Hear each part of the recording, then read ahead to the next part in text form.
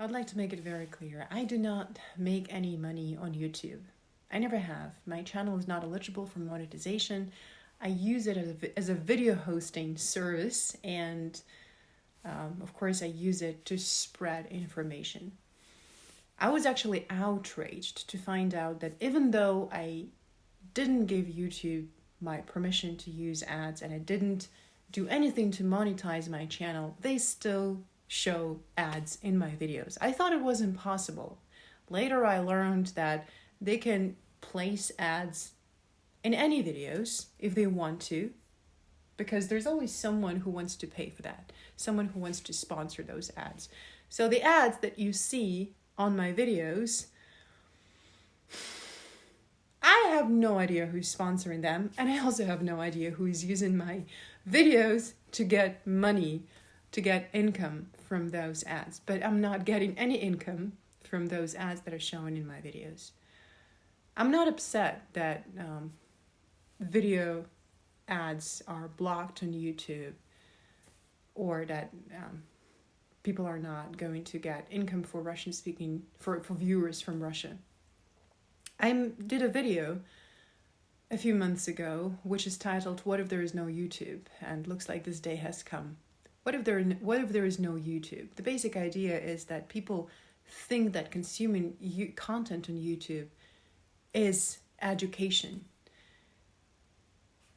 If somebody publishes English lessons on YouTube, and if they're watching those English lessons, for some people that means they're learning English just because they're watching lessons. But is it really education? Is it really learning? Imagine you're taking guitar lessons on YouTube. You're watching lessons, you have an instrument at home, you try.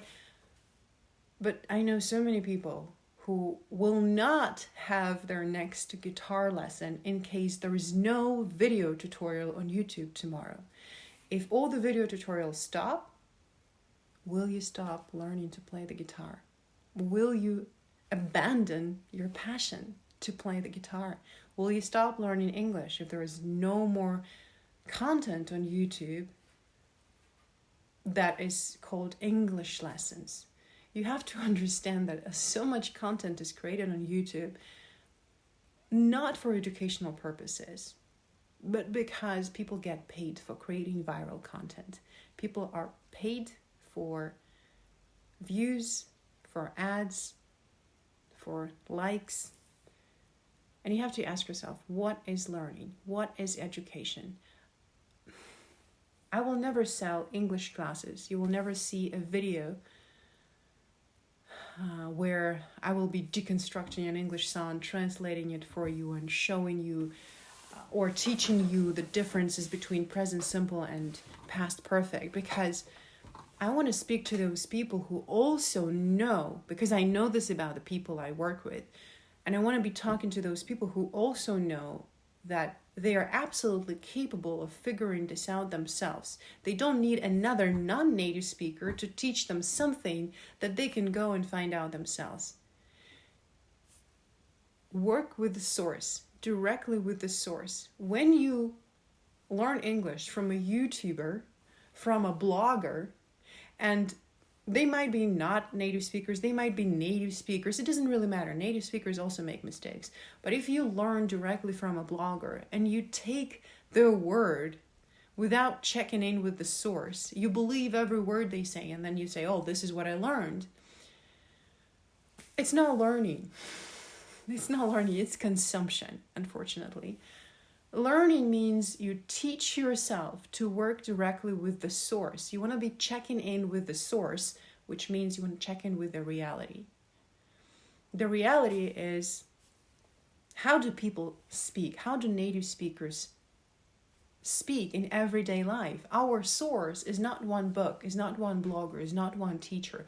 Our source is all the people who speak English from birth. There are different people, they speak with different accents. They live on different continents, yet they speak the same language. So we want to be learning from them. And I want to be talking to those people who want to learn, meaning who want to learn how to teach themselves to get to the bottom of things. they don't want to learn the differences between present perfect and past simple from a YouTuber, because you can only learn so much from a YouTuber who might not even be a teacher. And if you are a teacher, you understand that it's impossible to explain this rule in 3 minutes or in 20 minutes in a YouTube video. Because you're practically talking to no one.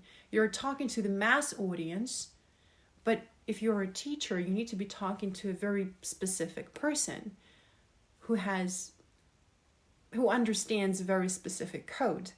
If you're a teacher, you know that you can be explaining the same rule to different people, and you can't explain it the same way to different people. Your job is to make sure that you find the key that opens that door to that person's perception. So you want to find a way to make sure that this specific person understands what you mean. And when you work with yourself, if you're an advanced learner and you want to learn English independently, you want to find that key to yourself. How do you function? How do you learn? What makes sense to you? Do you want to believe every word that anybody says, or do you want to know how to check information and how to check in with the reality? I want to continue talking to those people who are interested in learning and who are interested in getting deeper than just listening to another person who claims this is a fact. I double check everything. And if somebody tells me something, I wanna check, is that really so? Because I think that's critical thinking to me. Why would I believe one person? And especially if they're not the source. My source is a lot of people, native speakers, records, books, dictionaries, online records, fiction. So many sources, credible sources. And not every native speaker is a source of information, is a good source of information, because native speakers also make mistakes. How much do you rely on social media? YouTube is also in the social media category. How much do you rely on it when it comes to learning the English language? And does this idea resonate with you? The idea of being able to teach yourself to learn the language. Because when you can teach yourself, it means you really understand. When you listen to somebody and copy what they do, it doesn't necessarily mean you understand. Understanding comes from doing, not from watching videos, not from watching tutorials, not from clicking, liking, and talking to people and telling them what you saw in a YouTube video. That comes from understanding. Understanding means you got to do your own research, and so many people don't know what that even means. But I want to continue talking to advanced learners, or people who want, I'm not saying advanced level students, I'm saying advanced learners. It doesn't matter what your level currently is. An advanced learner to me is a person who can figure this out, who can move from I know nothing about it to, oh, I understand this, and I can act accordingly because I understand.